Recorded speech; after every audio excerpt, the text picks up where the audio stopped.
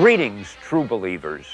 I'm Stan Lee, co-author of How to Draw Comics the Marvel Way, and creator of Spider-Man, the Incredible Hulk, and a whole caboodle of other comic book characters that my legendary modesty prevents me from mentioning. Now, I'll be your host and guide as we journey together along the rambunctious road to comic book artistry, which is to say, it looks like we're stuck with each other for the next little while. Now then, let's start with the basics. And what can be more basic than having an artist teach us how to draw? Certainly better than a plumber. And what artist can be better suited to this titanic task than my co-author and good buddy, none other than John Buscema? Thanks, Dan. Now let's draw comics. The Marvel Way.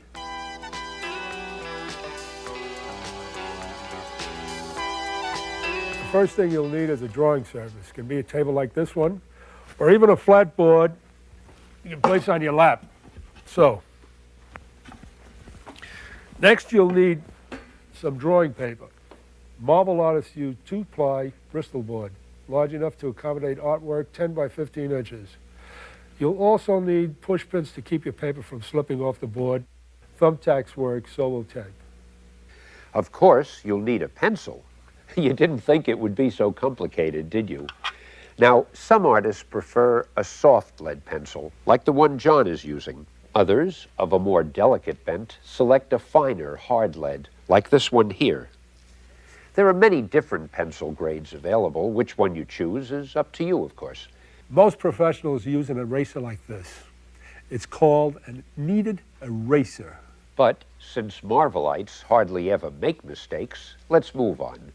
You'll need a simple drawing pen with a thin point for inking and bordering. A brush is a must.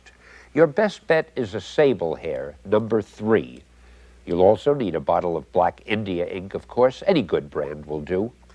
These brushes are very expensive, and if you don't know how to clean them, you can ruin them.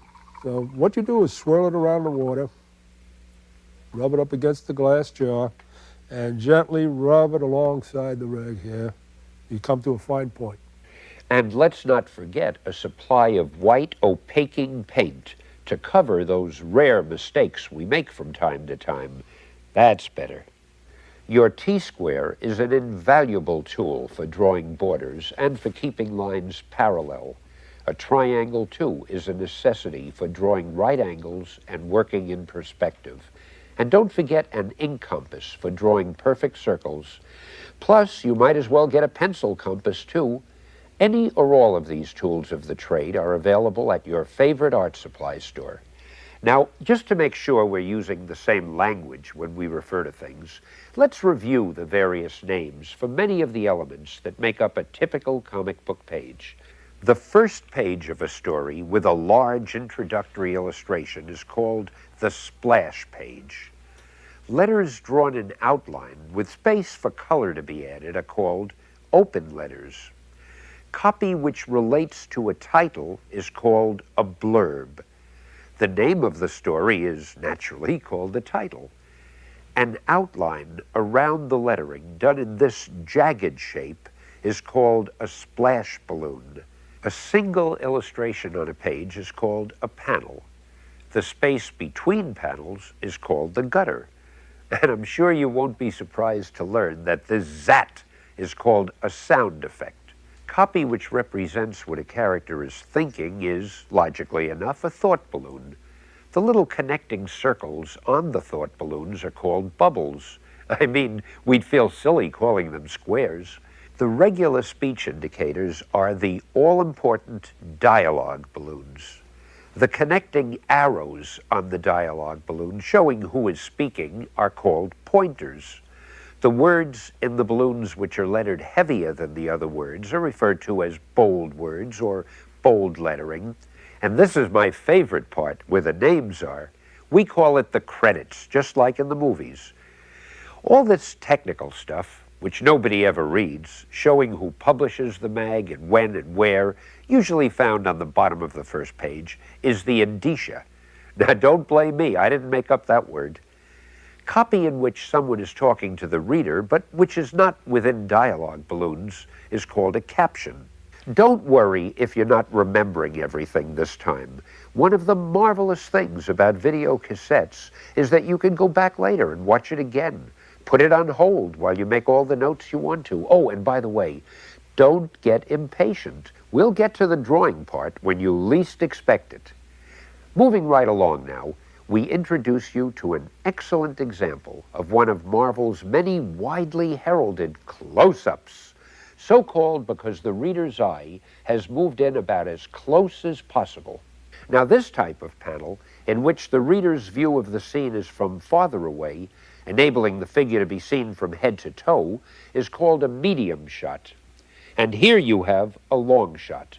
In fact, since it shows such an extreme wide-angle scene, you might even call it a panoramic long shot, without getting anyone angry at you. When you're up above the scene, looking down at it, as in this panel, what else could you possibly call it but a bird's eye view? Now, on the other hand, when you're below the scene of the action, where your eye level is somewhere near Spidey's heel, as in this panel, we're inclined to refer to it as a worm's eye view. A drawing in which the details are obscured by solid black or any other single tone or color is called a silhouette. And now that we agree upon the tools and the language, let's get on to the heavy stuff. Let's start drawing.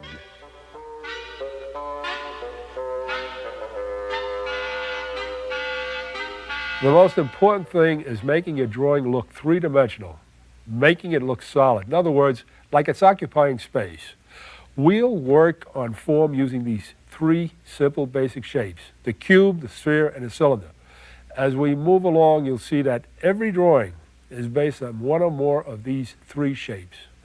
Here we see a simple handgun, without which there could hardly be any comic books, TV action shows, or movies. And if you ever want to draw a Western strip, you'd better take particular note of the fact that the barrel is really a cylinder. The bullet chamber is a cylinder encased in a cube, and the butt itself is based upon the basic shape of a cube. Obviously, the details of the shapes are modified to suit the artist's desire and the drawing's purpose. But the thing to remember is the actual sphere, cube, cylinder construction beneath the drawing. In fact, every object can be broken down into one or more of these three shapes. Take the automobile. Notice how there's a large cube representing the shape of the body, with a smaller cube denoting the window and roof area. An airplane is equally easy. For me, anyway. I don't have to draw it. The purpose of this is to train you to think through the objects you see.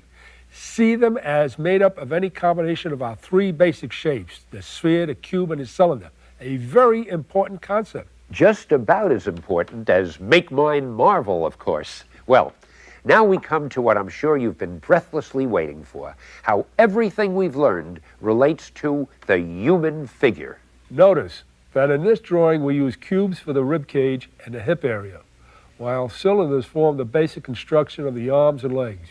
Even the little band around his thigh follows the form of a cylinder. A few more lines and you've got Daredevil, one of Marvel's most popular superheroes. Here are some more sphere, cylinder, cube examples.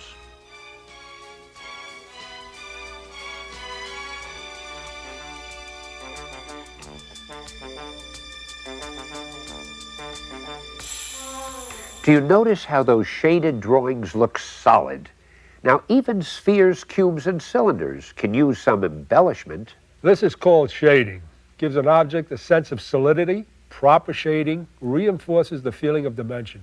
We can pause here if you wish, and you can practice what you've learned so far. Or, oh, potential producer of phantasmagoric picture panels, you can grab your ruler, your T-square, and your triangle, because our next topic is perspective. Perspective is vitally necessary in making a scene look accurate. In other words, making things appear to be correctly placed in the foreground, background, and in between. It's not an easy subject. but you've got to master it in order to draw comics. We'll make it as simple and clear as possible. Before we can even begin to understand perspective, we must first learn the basic concept of a horizon line. Simply put, the horizon line represents the viewer's eye level. That's the spot in the picture where your own eye would be if you were there observing the scene. Now, this cube provides a simple example. Notice that the two sidelines on top seem to be coming together, the way train tracks appear to come together as they recede farther into the distance. Okay then, let's continue drawing those two lines until they meet. The point at which they meet is the natural horizon line. That's our own eye level. And since the lines converge on only one single point, it's called, naturally enough, one-point perspective. That seems pretty simple. Even I understand it. Now let's watch John turn the cube like this. If we follow the new converging lines to their ultimate meeting place, we get a two-point perspective with a horizon line slightly above the scene. This is what our two-point perspective cube would look like, with a horizon line exactly at eye level. And here's how it appears with a horizon line below the cube. Of course, you'll seldom use one simple cube for your perspective. So let's see how these principles apply to the kind of scenes you might be drawing. In this drawing, despite the size of the scene and the number of the buildings, you can see how everything converges toward one point. Therefore, it's a one-point perspective. You can probably guess what we're about to tell you. The perspective lines are converging to two different points, but along the same horizon line. Thus, a two-point perspective. Well, it had to happen. An example of three-point perspective. The point at which the converging lines come together and finally meet is called the vanishing point. But here comes the tricky part. Look way up above the building. There's a vanishing point too, but it's merely an arbitrary point. Here's an example of a three-point perspective with a third vanishing point well below the horizon line. Three-point perspective drawings are really very common, so practice them until they look right to you. And remember, even when the third vanishing point is at an arbitrary spot, all of the perspective lines which do not fall on the horizon line must fall at this same arbitrary point, or else the perspective will be all wrong. For example, let's say you want to draw the inside of a room. Sounds simple, huh? But what about the furniture? It's got to look natural, like it belongs, not like it's just floating. That's what perspective is all about. Notice that the vanishing points are at eye level in order to have correct perspective. No matter where the viewer's eye level may be, everything falls into place. You might want to put the tape on pause and see if you can copy this next example. Notice the way the chair is angled differently than the other pieces of furniture in the room. It gives us a third, a fourth vanishing point on the same horizon line. Now, try not to get impatient. I know it seems complicated, but it'll all make sense as we go on, we hope. Learning perspective also means knowing how to tilt or turn objects without making them look distorted, and here's how it's done. We all know that a perfect circle will fit perfectly within a perfect square. But if we change the position of the square, the circle must also change. It becomes an oval. However, because it's in perspective, it still looks natural. If we draw a cube, which is nothing more than two squares in perspective, side by side, then draw two ovals within the squares and connect the ovals, we end up with a wheel drawn in perfect perspective. We thought you'd enjoy these particular shots because they show, in typical Marvel scenes, how we put the figures themselves into proper perspective. Now, notice where the eye level is in each panel, as well as the location of the various vanishing points.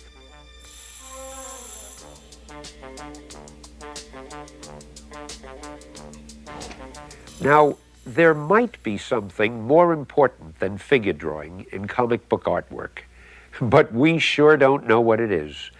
You can't have superhero comic books without superheroes, and you can't have superheroes unless you draw their figures. But there's more to it than just drawing figures. You've got to be able to draw them the Marvel way, and that means as dramatically and as heroically as possible. So here's where it all starts to pay off. The average guy is about 6.5 heads tall. But look at this sketch of Reed Richards. Notice that he's 8 3/4 heads tall.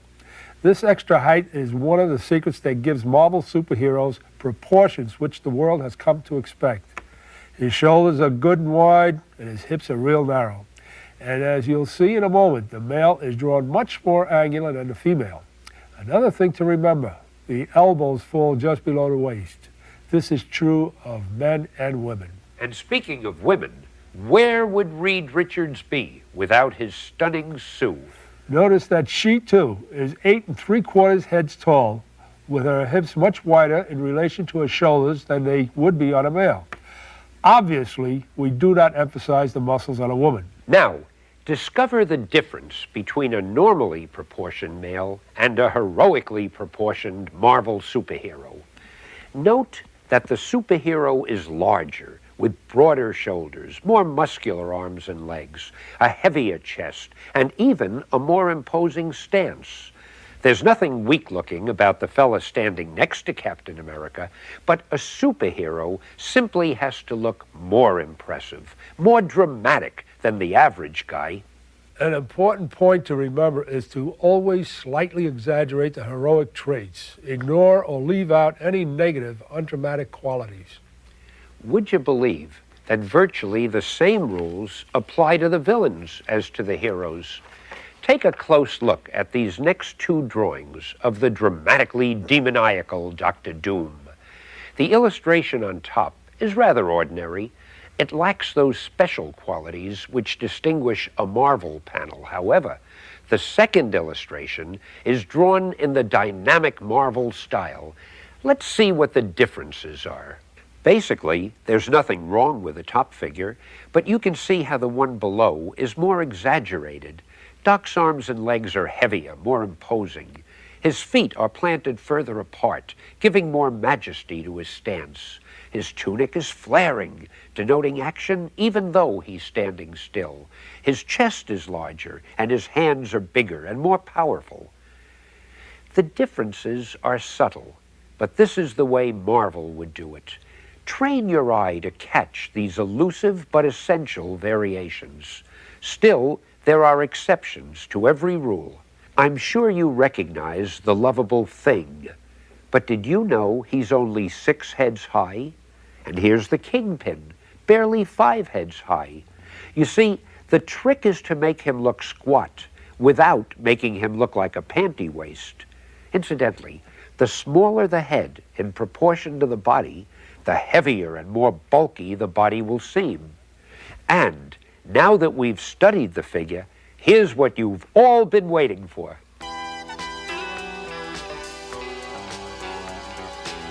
Most anyone can draw a stick figure. They're simple, they're fun, but most importantly, they're the easiest way for you to get the action and the position you want for your character. Now, go ahead and practice. I'll wait. Seriously, put the tape on pause and practice all you need to until you can create virtually any pose that you can think of. Then once you've mastered the stick figure, add ovals for the hips and rib cage. The arms and legs are built by adding cylinders, and continue refining the drawing. Remember to always draw through the figure. By that I mean, even if some portion of the body will be hidden by an arm or a leg, draw it anyway, like Iron Man here, about to spring at some malicious miscreant. You can eliminate what you've drawn later when you add the limb which will conceal it, but you'll be certain that every part of the anatomy is in just the right position. When you've finished filling in the details, you erase the construction lines which have been drawn through. and the result should look something like this final figure of Old Shellhead. Yeah, it should, if you're John Buscema. But don't worry, you'll get it with enough practice. Remember, if it was easy, everyone would be doing it. Now, here's another example. This time, we've started with a stick figure in a typical Spider-Man pose. Notice the way his left knee is bending towards you. That's called foreshortening, and it's done a lot in comic book artwork, although we'll get to more about that later. As you can see, it's done mostly with basic cylinder shapes. Add those loose little lines until the figure starts to take shape. Then, as you continue, you will emphasize the important lines, and you eventually lose the others. As John says, it's like being a sculptor, and you're building this figure with clay. This drawing process isn't easy, but the more you practice, the easier it will become. Train your eye until the lines almost begin to form in your imagination before you put them on paper. Always build your drawing starting with a loose sketch. It's the best way. It's the professional way. It's the Marvel way.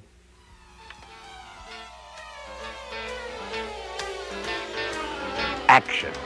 It's a Marvel specialty, a Marvel trademark. Now sharpen your pencil, Pilgrim, because here's where we separate the men from the boys. Here's a series of poses depicting several different stages in the action of throwing a punch. I want you to notice how the first drawing and the last seem to have the most impact. These are the shots a Marvel artist would use. Try drawing a series of stick figures performing some action, like running or throwing a ball. Depict as many different stages of that action as possible. Familiarize yourself with the moving body. Use as many lines as you need. Don't try to do a finished drawing. Just loosen up. Try to feel the action. Well, don't just sit there, true believers. Go ahead. We'll wait for you. Hey, I didn't say we'd wait all day. All right. Compare your practice figures with these. Now, note how the action has been caught in a few simple lines. That's what you want to learn to do. Exaggerate your action, keeping your figure loose, supple, always in motion.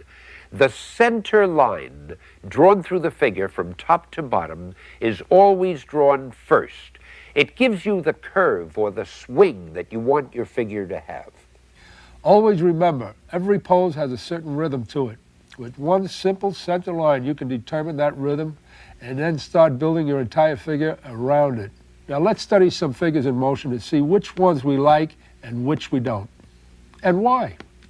Both of these figures are rough sketches of someone running, but notice how much more dramatically this figure is moving. Why? Because his center line has more swing, impelling him forward with force and urgency. Now the same is true here. Both figures depict a reaction to a punch in the jaw. This figure is perfectly clear, but it simply isn't done in the Marvel style. It lacks the movement and the sharply curved center line of the other one. Notice how this figure is looser. The legs are bent and thrusting backwards as the arms jut forward. Notice how the head follows the center line, completing a graceful, fluid curve. Now that's the Marvel way, and the same rules apply to figures which are just standing. In these examples, the smaller figures are okay, but just okay. They're not particularly dramatic, they're not overly heroic, and most importantly, they're not very interesting.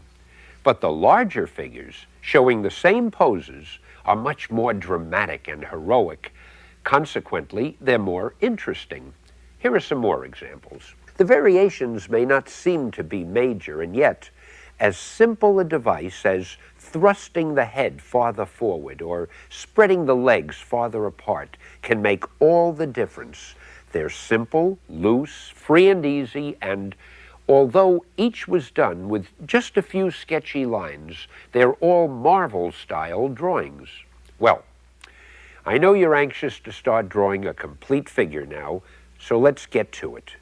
John has reduced the process to 5 steps. He's begun step 1 with a basic center line to determine the pose and the action curve. Moving quickly to step 2, he's constructing the sketch using the spheres, cubes, and cylinders we studied earlier. This is basic, but it's very essential. It's how the Marvel artists do it. Step 3 is to draw through the figure, doodling and adding the basic details you'll need. Keep your pencil strokes loose, light, and graceful. If a line isn't right, don't worry. Just go over it lightly until it begins to assume the proper form. And don't be afraid to have more lines than you'll want in the finished product at this point. Remember, we're still building. Okay, once you've got the doodling lines in for all the basic details, study all the little sketch lines and now select the ones that you like the most. Go over those lines again, bearing down harder on the pencil. Take your eraser and clean up the unwanted lines. At this point, your drawing should be beginning to take shape.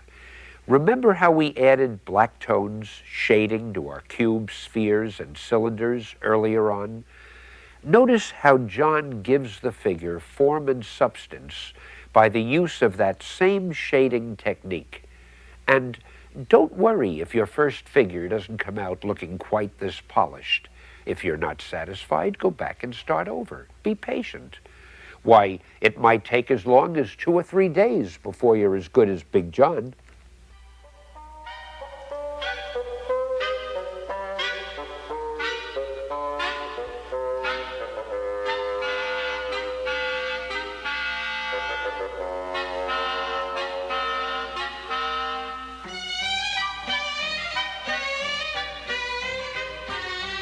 You rarely see a Marvel figure that doesn't have some portion of its body foreshortened. There is usually some part of the body that's tilted toward you or bent back away from you or angled in some other manner. As these pictures illustrate, when shapes are tilted away, they seem to become shorter. Here's a little demonstration you can try for yourself. I'd like you to take a drinking glass and hold it in front of your eyes. Then tilt the glass away from you, just so. I want you to notice the body of the glass seems to shorten as you tilt it. Now that's foreshortening. Notice these cubes and cylinders always shorten as they go away from you. Think of each figure as a bunch of connected building blocks. The artist's job is to arrange them in proper position, making sure they are correctly foreshortened as they tilt away from the viewer's eye. In these examples, the line drawings reveal the building blocks of each panel. Pay attention to the perspective lines, which illustrate precisely how the problems of foreshortening are solved. I'd like you to look at the thighs on our black-garbed bad guy. Now, obviously, in real life, they'd be the same size. But here, his right thigh seems to have become considerably shorter than his left. This is because it's tilted at such a severe angle and pointed almost directly at us, as revealed clearly in the block building sketch.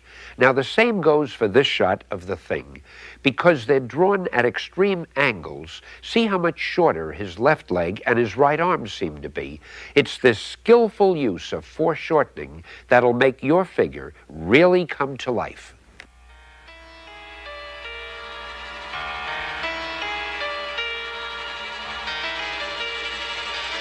And now it's time to draw the human head, or even the inhuman head. Most everyone can draw heads and faces of some sort, but now we're going to find out how to do them right, the Marvel way. Profile first. It should generally fit into a square with just the nose and part of the chin protruding. The eyes usually come midway in the skull, between the top of the dome and the bottom of the chin. Now, dividing the skull into 4 even quarters from top to bottom, the nose will usually be in the second quarter, up from the chin, with the ears falling at about the same level. Now the front view. Notice the head isn't a perfect oval because the jaw has a slope, which makes the bottom of the skull considerably narrower than the top. Look at these heads from different angles. Once you're familiar with the construction, you'll be able to draw the head in any imaginable position. Let's begin with some basic tips. Heads are generally 5 eyes wide, with 1 eye distance between the 2 eyes. To determine the width of the mouth, draw lines from the bridge of the nose touching the outside of the nostrils, and where they cross the mouth line, that is the width of the mouth. Then, draw 2 more lines starting underneath the nose. They should run through the lower lip, right where it starts to turn up, and where those lines touch the bottom of the head, eureka! That's the width of the chin. At this stage, keep your heads simple. No extra lines in the forehead or around the nose and chin. Keep the nose small and the chin strong and firm. Don't let the hair just lie there. Give it body, thickness. Keep the mouth simple. Notice the curve of the upper lip, and just a small, simple line for the lower lip. As you can see, there are many different types of good-looking males, be they human, amphibian, or whatever. Practice the basic rules. There are, of course, lots of variations, but if you stick to the principles, you'll be able to make any character heroic-looking, no matter what his origin or facial expression. Drawing the good guys is somewhat formularized, but the bad guys, hey, that's a different story. Here's where you can let your imagination run wild. As you know, your average vile and vicious villain comes in all sizes and categories. So, when creating the head, you can use any shape that grabs you, square, round, wide, whatever. But just make sure that his look complements his personality. And speaking of personalities, let's turn our attention to the beautiful but difficult to draw Marvel women.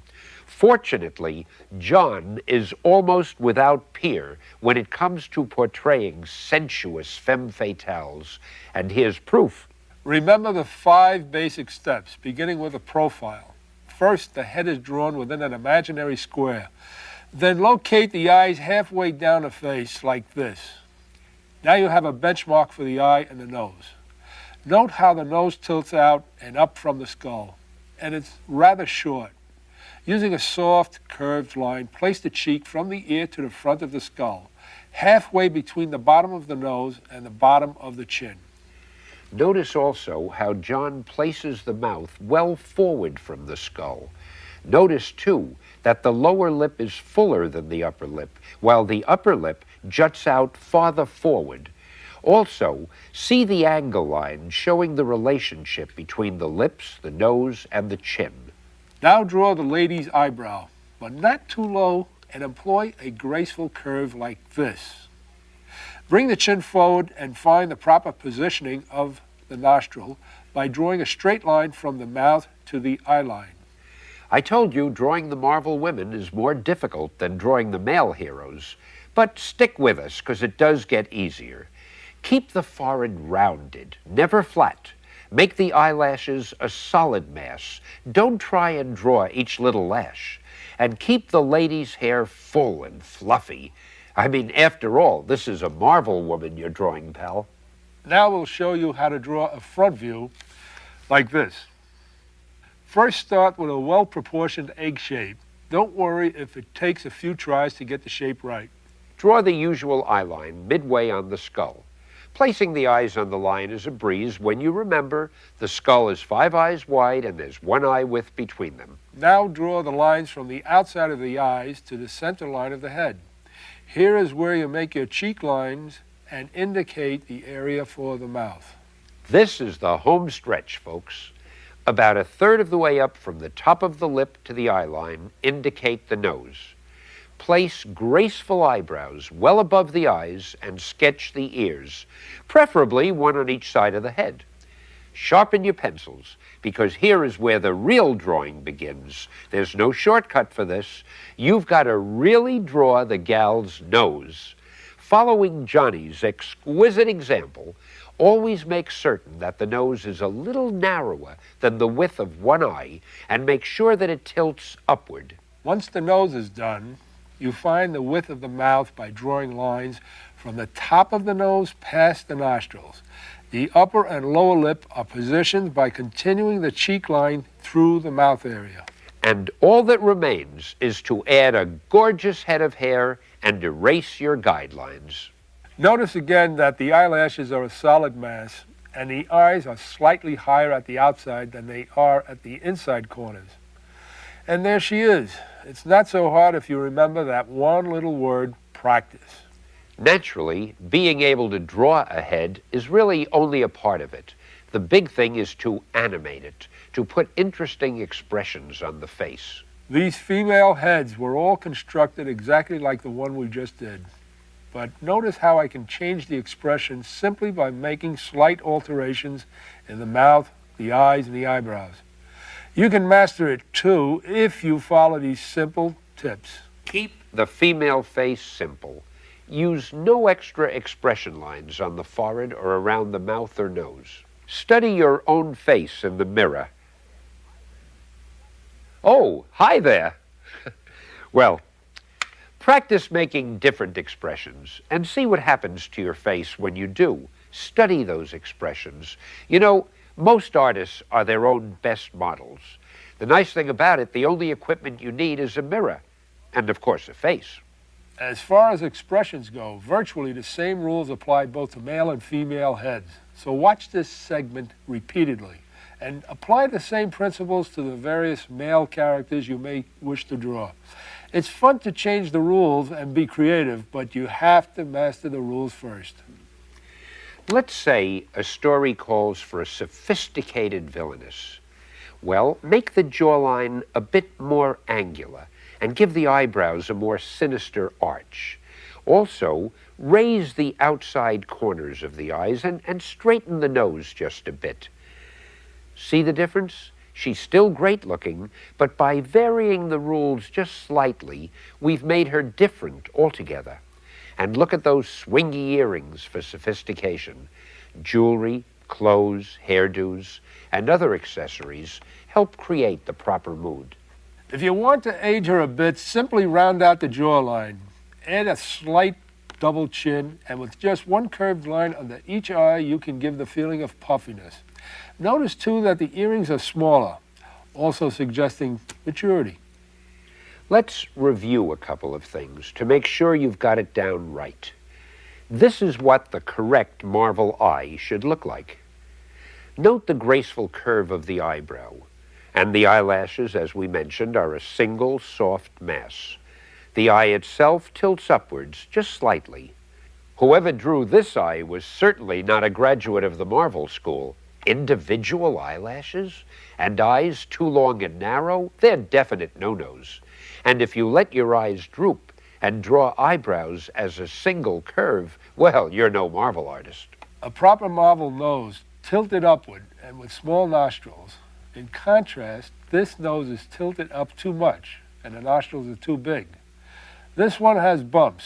A Marvel nose is always one smooth line, and the tip should not dip. There is one word for how a mouth should look: pleasing. Bow lips are out this season, and every season at Marvel, and don't draw angular lips. There's no grace or softness to them. This is a Marvel mouth and chin. See how the upper lip is placed farther forward than the lower one. It's firm, but don't put the upper lip too far forward or make it too thin. And don't draw a weak chin. This chin arrives 10 minutes ahead of the rest of the head. And the lips are too thick, with the lower lip jutting too far forward. Everything in your picture must work in harmony to produce a whole. Otherwise, things such as eyes, noses, chins, and lips will draw attention to themselves at the expense of the rest of your drawing. Put it all together, and no matter what angle the head is in, the nose is always tilted up just slightly. The eyebrow has a fluid curve, and the lips are pleasingly full and soft. I know it takes work, but look at the results. Learn, practice, master the rules, and who knows? Maybe someday I'll be doing a video with you, and John will be out there taking notes. Could happen.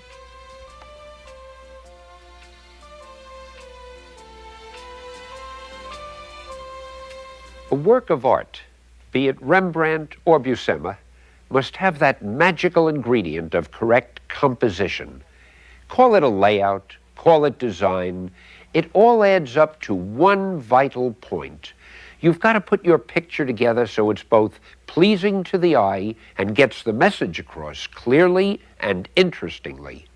The simpler, the better. That's the first rule of Marvel composition. Make your designs exciting and powerful, but keep them easy to understand. Also notice how the important elements of this panel fall within the shaded area. Important elements are grouped together rather than scattered. The shaded area, or prime shapes, are sensed by the artist as he draws. Never draw the shape first. Never squeeze elements inside of it. The picture is sketched out with the shaded areas taking form in the artist's mind. Sometimes, after a picture is drawn, too many important elements fall outside the basic shaded area. Now, in such instances, the artist just changes his drawing until everything falls within a pleasant, unified mass. You want to train your eye to find the patterns, and you'll soon see that the most complicated picture will lend itself to similar analysis as soon as you look at it. The camera angle is another vitally important element of design. Like a movie director, you, the artist, must give the viewer's eye the best possible shot. Here we see Dr. Strange entering a room. It's a flat, unexciting camera angle, nothing dramatic or unusual about it, but by changing the camera angle, see how the scene has a sense of urgency, of impending drama. Now here's good old J. Jonah Jameson yelling at Peter Parker on the phone. It's okay, but in a word, blah. Now, look at the intensity of this angle. Poor Petey is really getting it now. And here's Dr. Doom, being his usual rotten self. It tells the story, but nothing more. New camera angle, new Dr. Doom. You see, it's more menacing, it's more compelling. In a word, we now have a better layout. Let's see camera angles the way any ordinary comic book company might do it, compared with the Marvel style. We'll use an Avengers story as an example. Here's how it would look in an average comic book. Here, a monster is breaking into Avengers headquarters. Next, a reaction shot of our three heroes. And here we see Cap, Iron Man, and the Vision rushing to do battle. Now that's old Shellhead taking a swing at the big bad behemoth. And here we see the monster about to do our hero irreparable bodily harm. Now, Cap and the Vision are pondering their next move. These panels are drawn okay. They tell the story, the characters are recognizable, but they're lacking in raw drama and sheer excitement. That's because most of the layouts are too vertical, too straight up and down, and the heroes are too stiff. They lack the power that Marvel Comics have. You know, we could go on forever, but it's easier just to compare and see how it's done the Marvel way.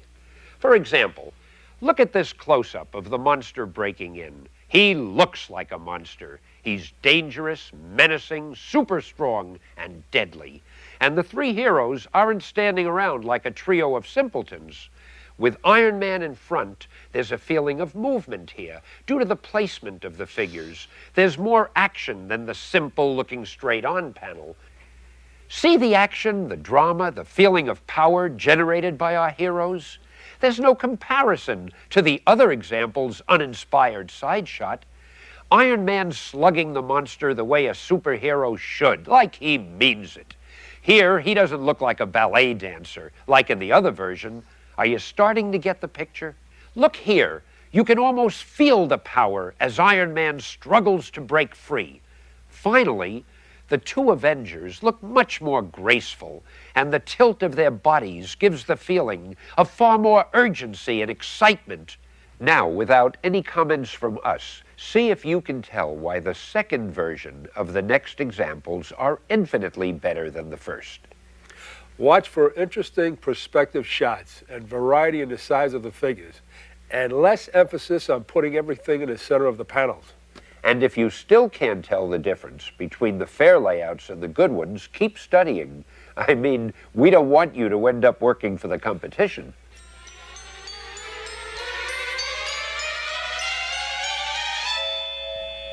Now here's where you can follow, step by step, exactly how a page is penciled for a Marvel comic book. Just a little video magic to give you an idea of what we're going to end up with. Now, this is a Captain Britain story for a line of comic books we distribute in England. Let's follow the story as John lays it out. This first panel shows Captain America, followed by Captain Britain, racing down a corridor on a rescue mission. In this second panel, the villainous Red Skull is aiming a gun at his enemy, Nick Fury, who's hovering above him. Nick is held aloft by twin jetpacks, which he wears on his back. Fury reacts in surprise as he hears his name called by Captain America. Now, this panel is a shot of the Skull firing his gun point blank at poor old Nick. In panel 4, Nick drops to the floor as Cap rushes in to help him. Panel 5 is a very dramatic angle of the Skull sighting down the barrel of a gun. Here's where we wrap it up. Captain Britain, holding his unique armored staff, charges to the rescue. Here's another look at how we build a panel. Always think of what you're doing as a process. You are literally building pictures. You start with the basics and then adding to it until you've got it. No, we don't expect you to work this fast. Even Marvelous Johnny doesn't work this fast. But to save a little time, we're showing you the basics of how it's done in speeded up action. What we do want you to do, however, is practice everything in this tape until it all becomes second nature to you. Remember, you can play this cassette over and over. And if it wears out, you can buy another one. We won't mind a bit.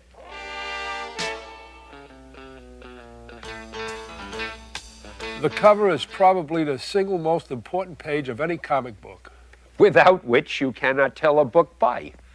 It's got to catch the eye, and it's got to intrigue the potential reader. After all, if the reader doesn't pick it up, it means one lost sale. And Marvel doesn't like lost sales. Consequently, more thought and work go into the cover than any other page. Usually, the editor comes up with a basic idea and talks it over with the artist. If there's time, the artist will do a number of layouts until one final version is agreed upon. Now, for some typical comments and criticisms that you might expect to hear from typical Marvel editors. Not that we mean to imply there's anything typical about any aspect of Marvel Comics. Here's a sample layout for the cover of a magazine called Nova that didn't quite make it.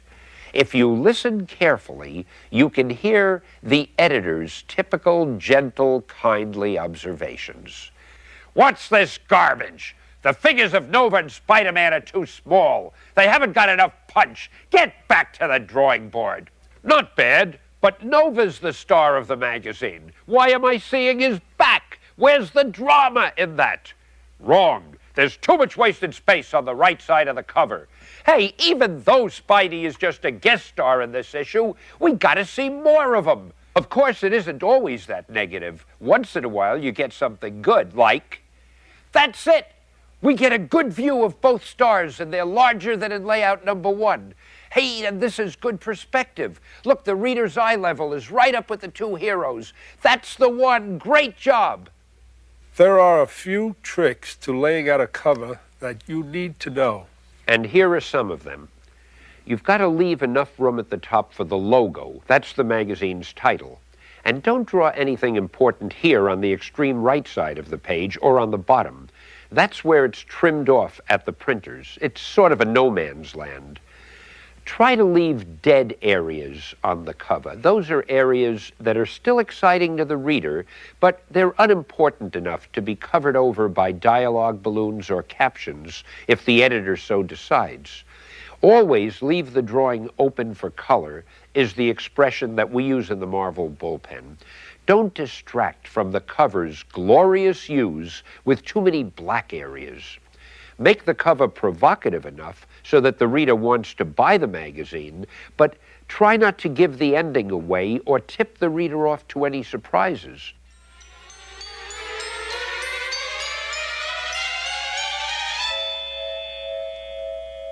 And now we're ready to put the final touch on a brilliant work. We're ready to learn the art of inking. Your illustrations may be works of art, but they can't be reproduced by the printer unless black India ink is applied to the original pencil drawing. That means that someone has to ink over the initial penciled artwork with either a drawing pen or a paintbrush, transforming each illustration into a carefully inked final product.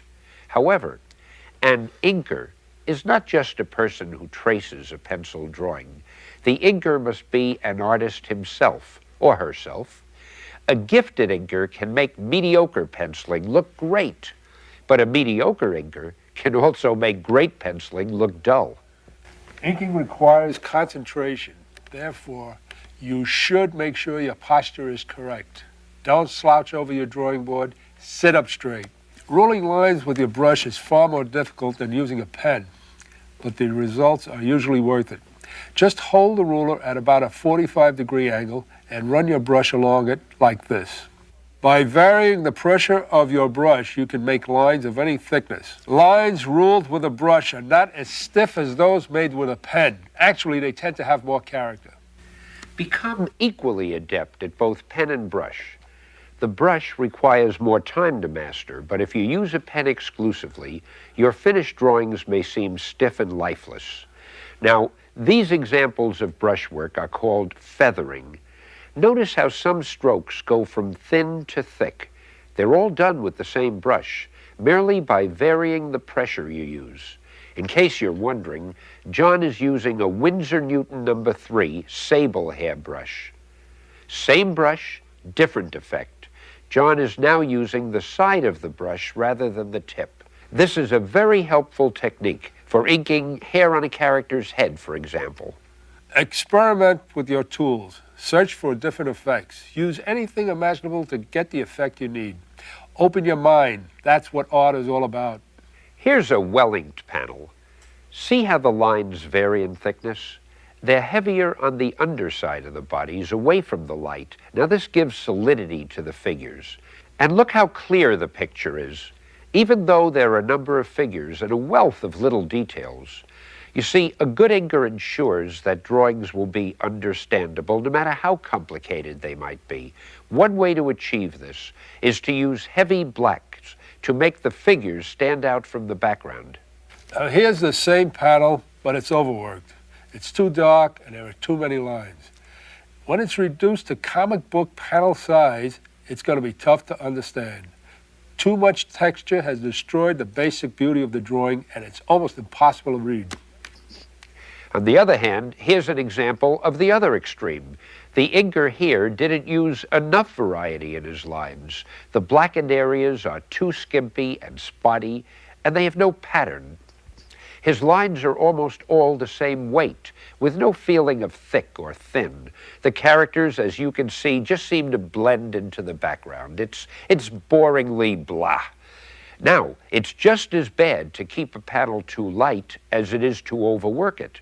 The secret is to know when and where to place your strong black areas. Too little or too much will ruin your drawing. The black areas here are concentrated on just one side of the figure. This technique accomplishes two things. First, it gives a feeling of dimension. Second, it directs the reader's attention to the character's face by framing it with massive black areas. The figures here are drawn realistically. See how bold and simple the heavy black shadows are? Again, there's one bright light source illuminating one side of the body and casting the other side in deep shadow. Keep your inking simple, with just one definite light source in each panel. Now here, the main purpose is to create a mood of fear and menace. Look at both panels. Now concentrate on the simplified panel. The blackened areas are simple vertical or horizontal forms, thereby creating a calm, motionless scene. The dramatic exception is the large slanting black masses on the winged gargoyle, which add a sudden feeling of shock, of impending danger. Also, look at the large vertical black designs within the fence bars. They unify the picture. Now, without them, the whole design would seem to fall apart. Here, the black designs seem to be jumping all over the place. They're creating a feeling of chaos and action. But the pattern, although it's seemingly jumpy, is really quite consistent. It rivets your eye on the action. Now the blank areas are arranged here to create a pleasing circular movement. These two slashes across the bottom add action and unity. Here's our final example. The light coming from the left is casting everything on the right in deep shadow. The heavy black shadow area emphasizes the feeling of a horror story.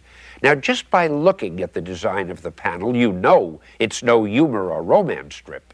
Notice the way the black areas in the background give a feeling of realism and detail without detracting from the two important figures. This panel is heavy, it's melodramatic, and yet it's clear. In a word, it's Marvel. In summation, the penciler draws his panels in, what else? Pencil. Then they must be finished by the inker. Now it's up to the inker to decide where and how boldly to apply his black ink. The inker figures prominently in determining the mood, the design, and the clarity of each panel. Thus, when you seriously study comic book artwork, be conscious of two complementary elements: the basic pencil drawing and the inked version. See? And you thought it was going to be complicated. That about wraps it up for now. Obviously, no one tape can substitute for an entire art course. But we hope we have at least presented you a broad overview, illustrating the most important elements of style, drama, and design that go into the making of a Marvel comic book. Now, one last word before we turn you loose to unleash your talent upon a breathlessly waiting world. To be a great artist, and Marvel isn't interested in any other kind, you've got to do three things: draw, draw, and then draw some more. No one can make you a great comic book artist. You have to do it on your own. You have to want it enough to be willing to work at it night and day. It isn't easy, but if you've got the stuff, you won't let anything stop you. And if one day you find yourself drawing for Marvel, then we're lucky. But even if we've simply helped illuminate an art form that we all enjoy, it was still worthwhile. So hang in there, hero, and take care of yourself. Remember, the best lies just ahead.